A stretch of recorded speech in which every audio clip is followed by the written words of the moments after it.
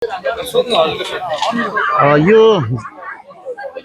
जहाँसम्म भन्ने गरेको छ नि सर, यो अतिक्रम विजयपुर अतिक्रम भएकै हो भनेर चाहिँ सबैको मुखबाट हामीले त्यो सुन्ने गरेको छौँ। अधिकांश यहाँले सोद्धाखेरि पनि त्यही नै भन्ने गर्नुभएको छ र हामीले बुझ्दाखेरि पनि म त पहिलोपल्ट यहाँनिर आएको है।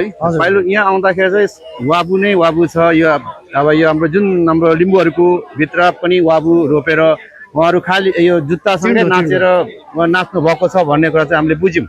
यसमा के यो अतिक्रम भएको हो कि नभएको हो? होइन, अब मैले पनि सुनेको चाहिँ थिएँ। हजुर, त्यही भएर मैले पनि एक दुईचोटि यो विषयमा चाहिँ मेरो फेसबुकमा पनि मैले हालेको छु। हजुर, स्टाटस चाहिँ हालेको छु होइन। तर मैले आज आफै स्वयं यहाँ आएर हेर्दाखेरि चाहिँ अब यो चाहिँ यो होइन, यो त हाम्रो लिम्बूको आस्था भएको ठाउँ हो होइन। यो हाम्रो पहिला पुर्खाउली अब राजाहरू हाम्रो होइन, बुद्धि गर्न अन्तिम राजाको पालाको यो हाम्रो दरबार हो। यहाँनिर हाम्रो लिम्बूहरूको आस्था छ, पुर्खाहरू छ, सम्पूर्ण छ नि त यहाँ। हजुर, यो आस्थाभित्र चाहिँ यो चिन्डो होला होइन। हजुर, चिन्डो वाबु भन्छ भाषामा। यो भित्र चाहिँ नराखिदिनु पर्थ्यो होइन। हजुर, यसले गर्दा अतिक्रमण नै गरे जस्तो देखेँ मैले चाहिँ होइन। अब अतिक्रम भएकै हो।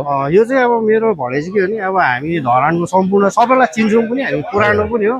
धरान पुरानो धरानको सम्पूर्ण धरानवासीलाई थाहा छ, राई लिम्बू अरू जाति पनि सबैलाई थाहा छ यो लिम्बूहरूकै आस्थाको केन्द्र हो होइन। भनेर त्यसमा चाहिँ अब हामी उहाँहरूसँग अब मिल्ने नै हो। उहाँहरूले भनिरहेछ भने मिल्ने चाहिँ कसरी भन्दा म चाहिँ सिधा हिसाबले भन्दाखेरि चाहिँ उहाँहरूले चाहिँ यो हटाइदिनु पर्यो, अरू कहीँ राख्नु पर्यो। तपाईँ हाम्रो दरबार भइसकेपछि केही यहाँनिर उहाँहरूले राख्नु चाहिँ पाउँछ होइन। त्यति उहाँहरूको एकबद्धको लागि भन्ने जस्तै उहाँहरूले सुम्निया पार हुँदा नि त पछि चिलाम सागमाहरू राख्ने भनेछ। त्यसरी उहाँहरूले दरबारको छेउछेउमा चाहिँ राख्नु पाउने भयो र उहाँहरूसँग हामी छलफलमा बसेर यो चाहिँ उहाँहरूले अब सार दिनु अनुरोध गर्छु म अहिले नै। हाम्रो धरानको सम्पूर्ण अब म त स्पेसली अघि पनि भने अहिले पनि भन्छु, हाम्रो धरानको सम्पूर्ण राई दाजुभाइ दिदीबहिनी आमा बाबा सबैलाई तपाईँहरूले चाहिँ यो ठाउँबाट चाहिँ तपाईँहरूको चिन्डो चाहिँ होइन हामीले तपाईँहरूले स्थानान्तरण गरिदिनुहोस् होला होइन। यो भित्रैबाट चाहिँ सबै संस्था बसेर यो चाहिँ जस्तै इज्जत साथ यो चाहिँ हटाइदियोस् भन्ने चाहिँ हामी पनि इज्जत साथ उखालेर फाल्ने साल्ने होइन, इज्जत साथै गर्ने र हाम्रो सम्बन्ध कायम भइराख्नु पर्यो। यो राई समुदायबाट बुझ्ने गरेको राई समुदायबाट चाहिँ के कुरा आएको छ? 18 बुद्धे सहमतिमा चाहिँ हाम्रो सम्झौता भएर गरेको भनेर भन्ने चाहिँ त्यो फिर्ता भइसक्यो भने त्यो फेरि यस्तो 18 बुद्धे के अरे उयो भयो, सहमति भयो भन्दैमा हाम्रो आस्थामाथि नै छिरेर घरैभित्र छिरेर त गर्नु भएन नि त होइन र।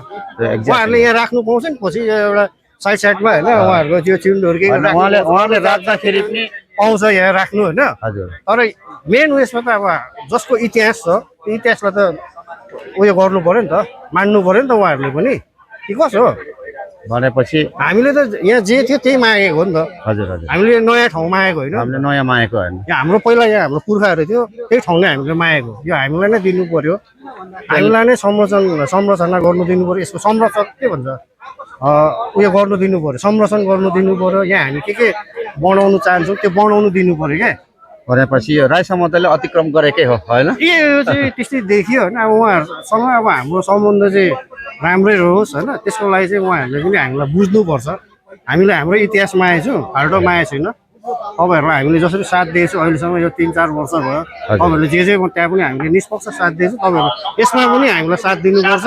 हामी माथि चाहिँ यसरी नगरिदियोस् भन्ने मात्रै नगरिदियोस् है। हामी पनि नराम्रो हुनु त चाहन्न नि त, त्यति त उहाँहरूले बुझिदिनु पर्यो होइन। हस् त, धन्यवाद।